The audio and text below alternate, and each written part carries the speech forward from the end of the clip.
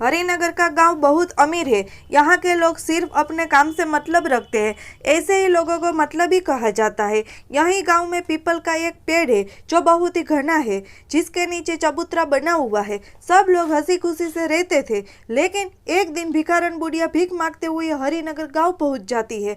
वह छगन के दरवाजे पर जाती और भीख मांगती है। बुढ़िया कहती है, बेटा कुछ खाना दे दो, भूख लगी है, भगवान आपको और धन देंगे। छगन ने कहा, सुबह सुबह भीख कौन मांगता है, काम पर जाने का समय है, जाओ आगे, अभी मैं काम पर जा रहा हूँ। बाहर की आवाज़ सुनकर अंदर से अमला बाहर आई। अमला ने कहा, रुको, मैं इनके लिए कुछ खाना लाई हूँ। बुढ़िया ने कहा, भगवान तुम्हारा भला करे। बुढ़िया खाना लेकर चली जाती है।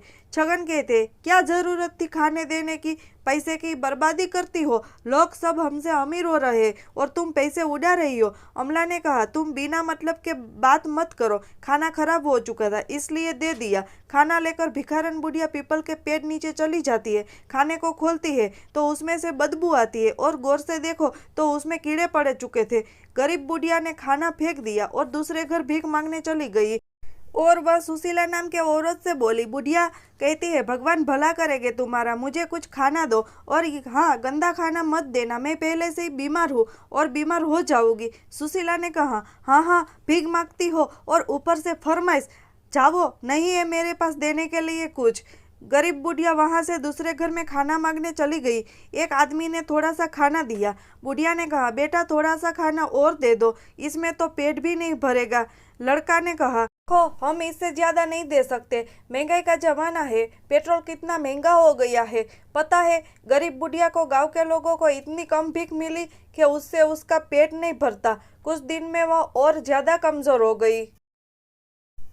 बहुत अधिक गर्मी होने के कारण एक दिन बुढ़िया को बहुत जोरों से प्यास लगती है। आसपास पानी ना मिलने के कारण वो लोगों के घर जाकर पानी मांगने लगती है।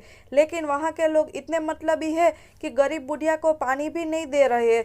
बुढ़िया कहती है, पानी दे दो कोई, मुझे पानी दे दो। उसे कोई भी पानी नहीं देता है। उसे देखते ही वहाँ के लोग उसे भगा देते थे। लोगों के घर जाकर वह बहुत थक चुकी थी, लेकिन उसे एक बूंद पानी पीने के लिए नसीब नहीं हुआ। चलते चलते वह उस पीपल के पेड़ के नीचे जाकर बैठ जाती है। कुछ देर बाद बीमारी और पानी ना मिलने के कारण बुढ़िया की वहीं पर मृत्यु हो जाती है। बुढ़िया के मृत्यु हो जाने के बाद वहाँ अजीब गजीब सी घटनाएं होने लगती है। जब रात को सब लोग सो रहे होते हैं तो आधी रात को एक औरत के रोने की आवाज़ सुनाई देती है। ये आवाज़ इतनी तेज होती है कि पूरे गांव को सुनाई देती है। रोने की आवाज़ के साथ साथ चीखने चिल्लाने की आवाज़ भी आने लगती है, जिससे लोग और भी ज़्यादा डरने लगते हैं। गांव के लोगों ने एक मीटिंग बुलाई। सब लोग उसी पीपल के पेड़ के नीचे इकट्ठे होते हैं। उसमें से एक आदमी बोलता है, गांव वालों, ये क्या हो रहा है? गांव में रोज रात को एक औरत की रोने की चिल्लाने की आवाज़ सुनाई देती है। तभी एक औरत बोलती है, इसका क्या उपाय है? मेरे बच्चे बहुत डर रहे हैं। तभी एक दूसरा आदमी बोलता है, सभी लोग रात को अपने अपने घरों में हनुमान चालीसा बजाओ, इसके बाद आवाज़ आनी बंद हो जाएगी। लेकिन एक दिन मोहन उस पीपल के पेड़ के नीचे से जा रहा था कि उसकी कार खराब हो गई। पीपल के पेड़ के नीचे से जो गुजरता था तो उसकी तबीयत खराब हो जाती थी और उसे तेज बुखार हो जाता था।